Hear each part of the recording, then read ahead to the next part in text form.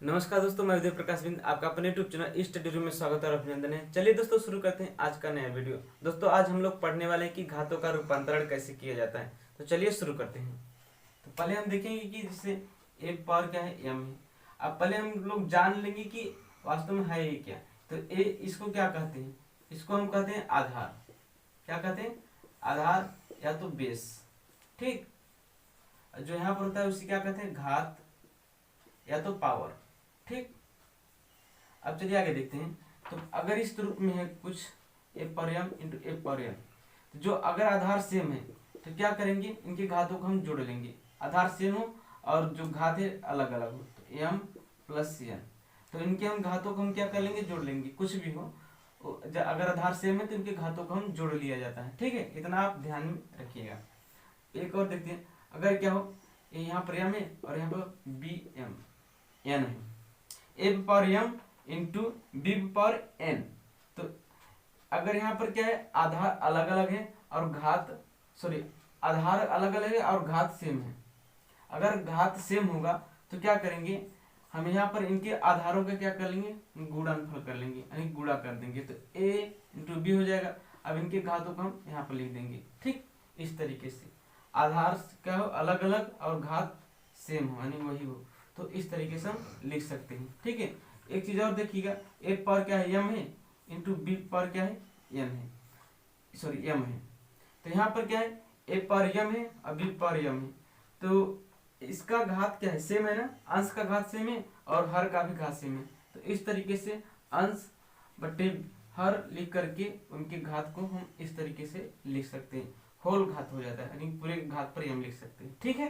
तो चलिए और देखते हैं। अगर इस तरीके से कोई दिया गया है ए पर एम, ठीक, फिर यहाँ पर दिया गया है ए पर एन, तो क्या हो जाता है, तो ए लिख देते हैं। अगर आधार क्या है, सेम है, इसका भी आधार इसका भी आधार, घात अलग अलग है, तो इस चीज को ऊपर ले लेते हैं, ए फिर माइनस एन। ठीक है, A power M minus N, इस तरीके से लिख लेते हैं। ठीक है। तो चलिए अब देखते हैं यहाँ पर कि जैसे ए पावर क्या है, यहाँ पर एम है और होल घात 1/n है। तो इसे क्या लिख सकते हैं, ए इसका एम का यहाँ पर गुणा हो जाएगा तो एम हो जाएगा और पावर अपन एन हो जाएगा, ए पे पावर एम अपन एन हो जाएगा। इस तरीके से आप लिख सकते हैं इसको। ठीक है। और देखते हैं एग्जाम्पल कोई, जैसे यहाँ पर क्या है, ए रूट ए है। ठीक है, रूट ए है, तो क्या लिखेंगे, ए 1/2, इस तरीके से लिख देंगे। अगर है 3 यहाँ पर, तो क्या हो जाएगा, ए 1/3 हो जाएगा। इस तरीके से यहाँ पर कुछ भी अगर मान लीजिए एन भी है तो यहाँ पर क्या हो जाएगा, ए पर 1/n। ठीक है, घात पर यहाँ पर जो कुछ भी होगा, यहाँ पर जैसे कड़ी में, तो यहाँ पर कुछ भी होगा संख्या, तो यहाँ पर हम इसको इस तरीके से लिख सकते हैं। ठीक है। अब चलिए और देखते हैं कोई एग्जांपल। मान लीजिए यहाँ पर क्या है, ए पर एम है, फिर क्या है 1/m है, तो क्या हो जाएगा, ए पर यहाँ पे एम का इसमें गुणा होगा तो m/m हो जाएगा, और m से m कटेगा तो कितना आ जाएगा, ए पर 1, जो कि ए के वैल्यू के बराबर हो जाएगा। ठीक है। एक चीज और ध्यान दीजिएगा कि कोई भी संख्या उसके पावर पर अगर 0 है, उसके घात पर अगर 0 है, तो उसका मान क्या हो जाता है, 1 हो जाता है। ठीक, इस चीज को आप ध्यान दीजिएगा। और एक कैसे होता है, मैंने इसका एक फुल वीडियो बनाया है, लगभग 2 या 3 मिनट का होगा, तो उसे जरूर देखिएगा। ठीक है। तो कैसे प्रूव होता है, एक ही घात, किसी भी संख्या का घात अगर 0 है तो उसका मान 1 हो जाता है। ठीक।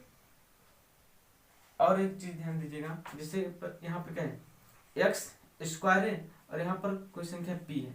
अगर हमें एक्स की वैल्यू निकालना हो, तो अगर वैल्यू क्या मतलब एक्स का मान अगर यहाँ पर निकालना है, तो जो यहाँ पर घात पर 2 होता है, तो बराबर के जब उस साइड जाएगा तो क्या हो जाता है, पी पर 1/2 हो जाता है। ठीक है। अब यहाँ पर ध्यान दीजिए, यहाँ पर कोई भी संख्या अगर 2 है तो बराबर के उस साइड जाएगा तो 1/2 हो जाएगा, यानी कि उसके घात पर उसका जस्ट उल्टा हो जाएगा।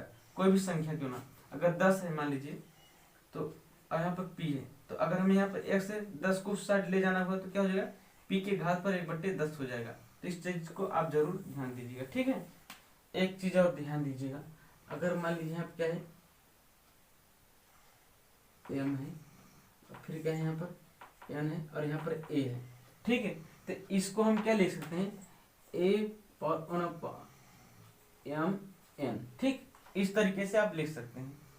ठीक है, एक कैसे होगा आप अगर हम देखना चाहते हैं तो चलिए हम यहाँ बता दे रहे हैं।